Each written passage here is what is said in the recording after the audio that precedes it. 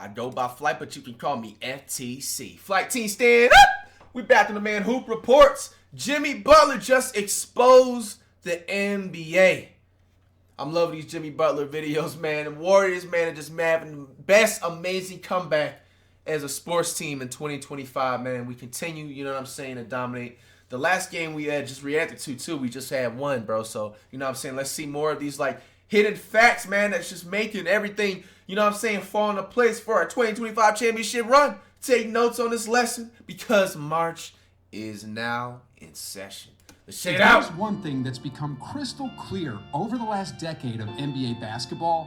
It's that the league is now completely driven by analytics. Analytics come in now, I don't know if they did this before, and they say we have to play this way. What's your three-point percentage? What's your wingspan? How many points per game do you average? Every decision, roster moves, play style, even contracts, is dictated by analytics, almost as if teams are playing a real-life video game. Very hard. This shot is worth 1.5 more than this shot. No one has shaped this data revolution more than Daryl Morey. His philosophy, now known as Moreyball, has completely revolutionized the modern NBA by emphasizing three-pointers and layups while diminishing the importance of mid-range shots. They really called it Morey. The only reason I know about the Morey dude is because of James Harden. Remember when we reacted to Harden calling him out when he wanted to get traded? He was saying he basically called him a liar and all this stuff.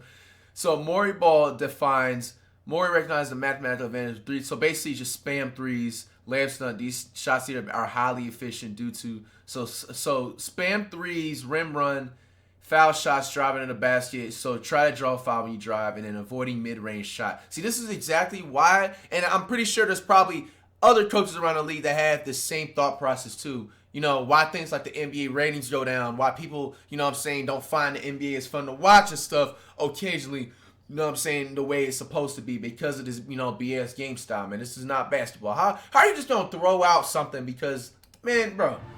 The idea is simple. Crack the numbers, and you crack the game. That's a three, and that ties the record. That's number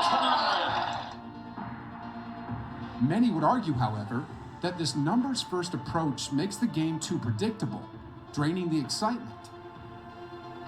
But for teams chasing wins, the analytics rule. If the data says it works, nothing else matters.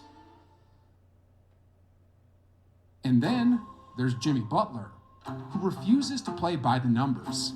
He's always better with a ball handler. And that pass from Draymond to Butler.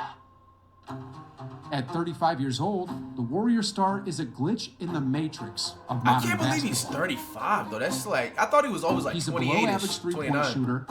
He doesn't have elite length. And if you looked at his stats alone, you'd think he was just another role player. By today's metrics, he shouldn't be this good. But somehow, he keeps breaking the algorithm. Every team he touches turns into a contender.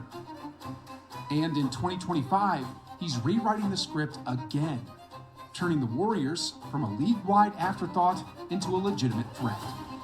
We are a threat, not They've just won 10 straight games that Jimmy Butler's played in, so pretty much every locker room with Jimmy Butler I've been in postgame is a winning locker room, which is also...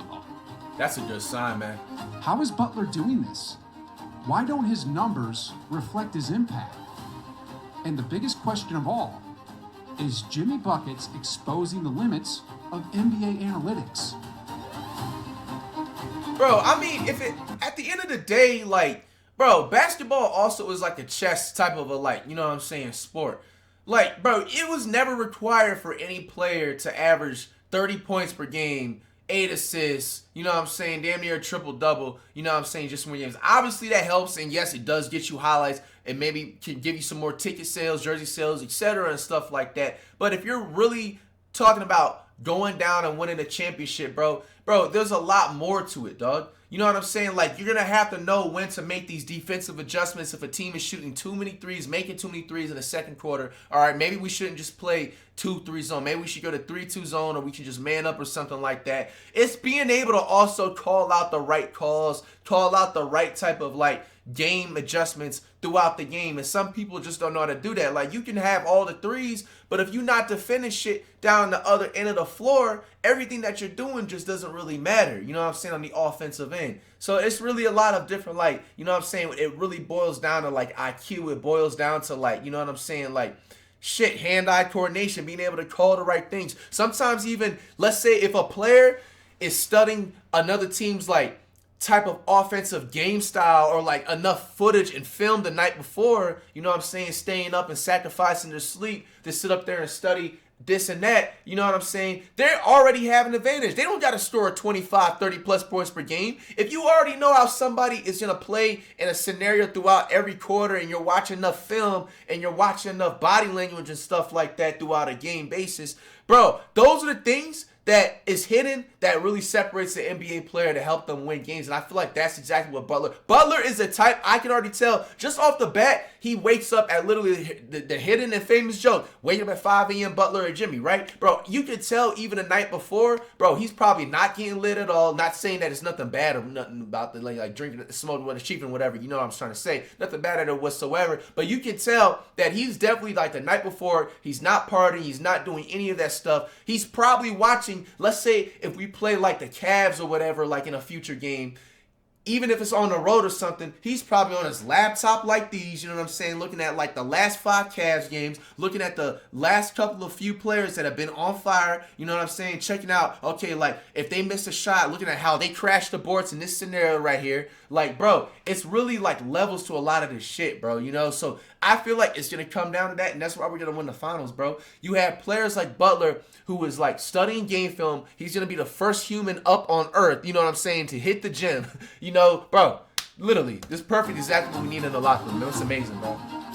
All this stuff is literally chess. It goes literally chess first, and then athletic and skill, talent, ability, and then everything, and then, you know, heart and hustle right afterwards.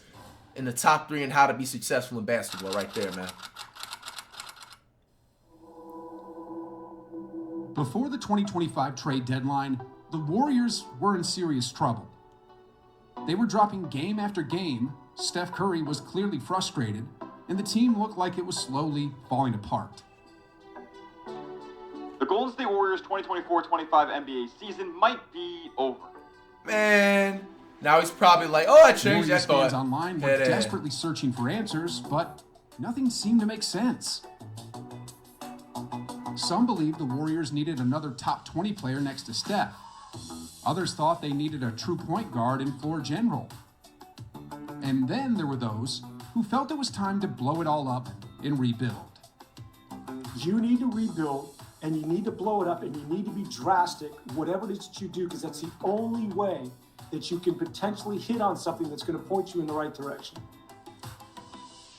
In the end, the Warriors landed Jimmy Butler, a player who, through 25 games with the Heat this season, was averaging just 17 points, 5 rebounds, and 5 Crazy, assists. it's not even a bad stat line. Numbers that wouldn't even get you into the All-Star game in today's NBA. And if that wasn't bad enough, according to 2K, Jimmy wasn't just outside the top 20. He wasn't even top 40. Jimmy Butler was ranked as just the 48th best player in the league. On paper, this team should have collapsed. But instead, the exact opposite happened. By 21. Wow. That was something else. With 4 titles and now 500. By all accounts, this made no sense. If the numbers were the ultimate truth, how did the Warriors go from rock bottom to dominance overnight? All like by every that. player the stats were against. Bro, I'm jumping out the window right now, dog. They are a Western Conference Finals max team. Like, you know, the Jimmy Butler teams, bro, it's like... Even after joining Golden State, Jimmy's effective field goal percentage dropped to 47.3%. For context, Russell Westbrook gets ripped apart for his inefficiency, and yet Jimmy was now in the same category. But the Warriors were still winning because of him. Exactly. He's defying everything the modern NBA And built for on. him to bring up Westbrook, and I'm gonna tell you why. In a way, it's different for him because Westbrook, there'll be games where he'll have an amazing triple double back then, but bro, it didn't get them nowhere. They didn't go to the finals. They didn't win games when it was needed to do so. You know, so like that's what it comes down to again, man. The idea that numbers dictate success. So that begs the question: if the numbers are lying, what's the truth?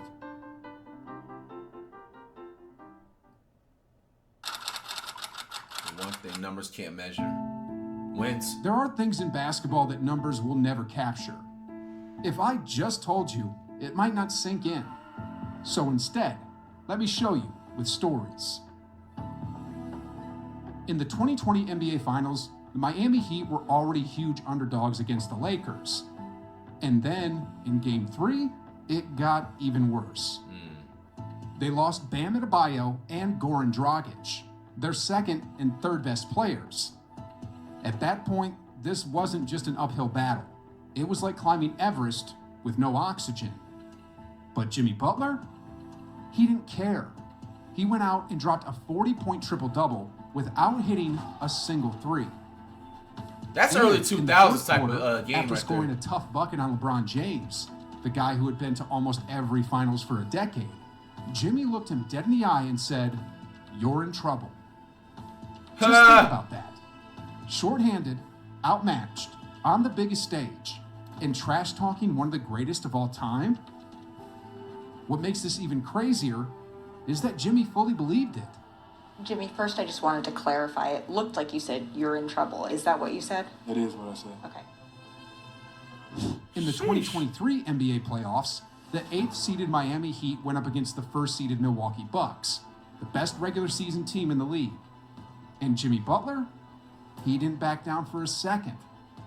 He put up insane performances, completely tore them apart, and led Miami to one of the biggest upsets in NBA history, becoming just the 6th number 8 seed ever to take down a number 1 seed. And to make it even better, he looked them straight in the eye and said, "I own you." Damn. He didn't just beat the best team in the league. Yo. He trash-talked them. He embarrassed them. And made sure they knew it.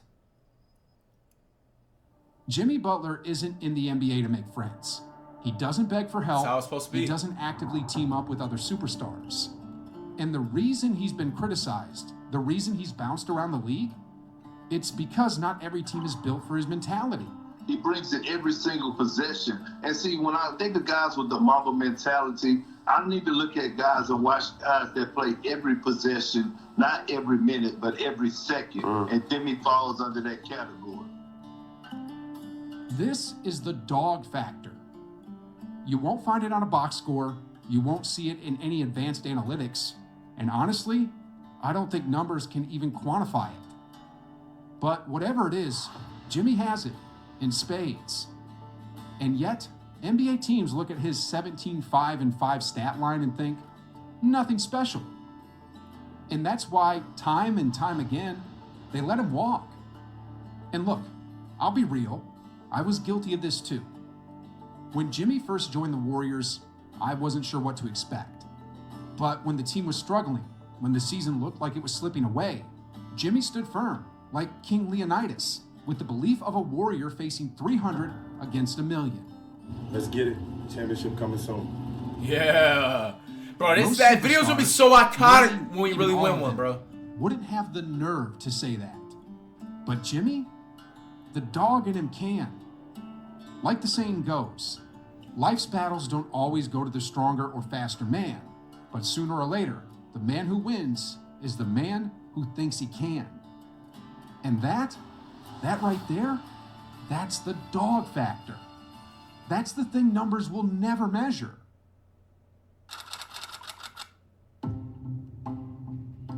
Here's a clip of Allen Iverson, an NBA superstar from over 2 decades ago, responding to a player of all reporter time asking for if me. going to practice would make his teammates better.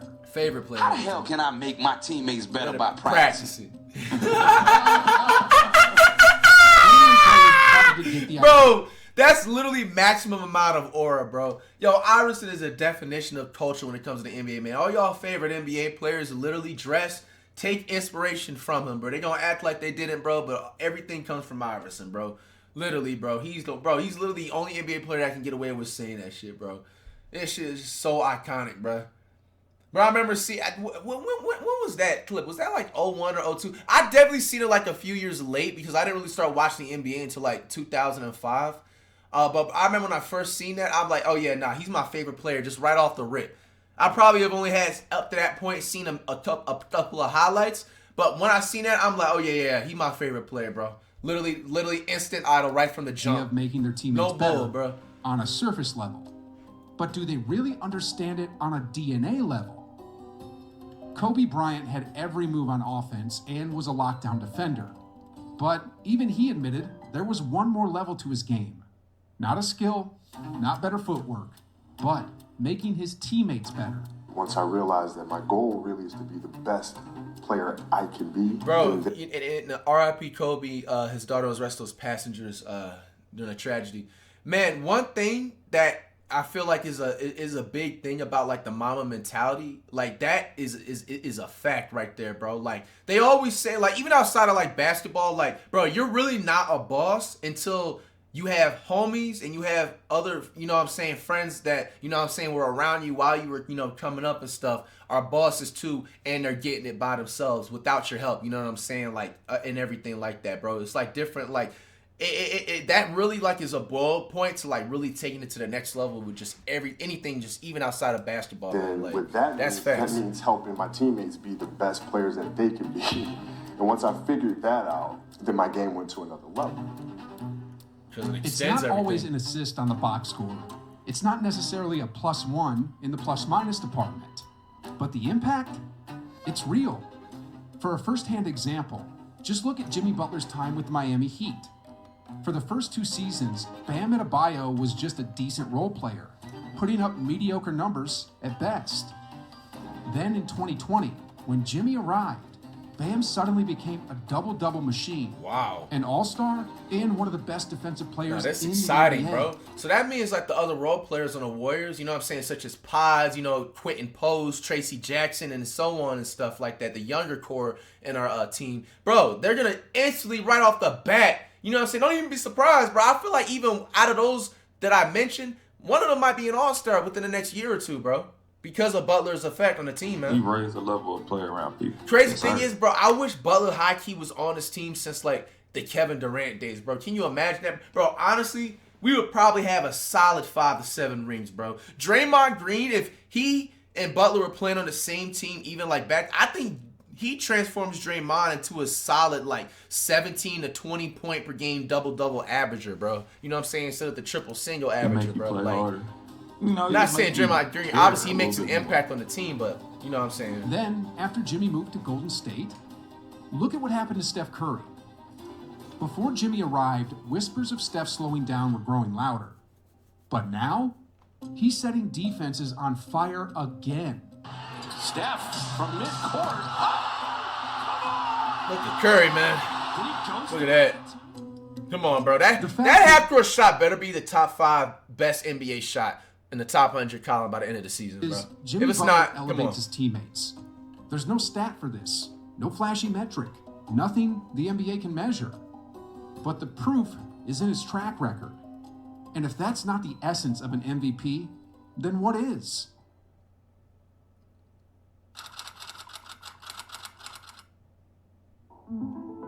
If there's one thing to learn from Jimmy Butler, it's this.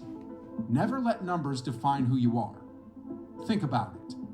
What was your GPA in school? How many followers do you have? What's your net worth? We live in a world where numbers seem to decide everything. Your intelligence, your status, your worth. But here's the thing. Numbers don't measure heart. They don't measure resilience. They don't measure the fire inside you. If they did, Jimmy Butler wouldn't be where he is right now. Because by the numbers, he was never supposed to be this guy. An unranked recruit out of high school, the last pick in the first round of the NBA draft, traded, doubted, overlooked again and again. And yet, at every stop, he's rewritten the narrative. Because, as Jimmy keeps showing us, numbers don't define you. Only you define that. And that's what I love about it. It's not about basketball. It's about never being intimidated, no matter the odds. It's about never looking at Goliath and backing down just because he's bigger. It's about always believing in yourself and the people around you until the very end. That kind of mindset, it changes everything. And now that he's on the Warriors, sheesh. Sheesh. While Jimmy Butler How we is do that? elevating the team, the Dallas Mavericks front office is tearing one down. Somehow, instead of making their team better, they've managed to make it worse. Nah, to the a Mavericks level are a I don't different think story, I've ever bro. seen before. There's gonna be some Luka, documentary on the Mavericks in like he's 5 years. exposing it all with every game.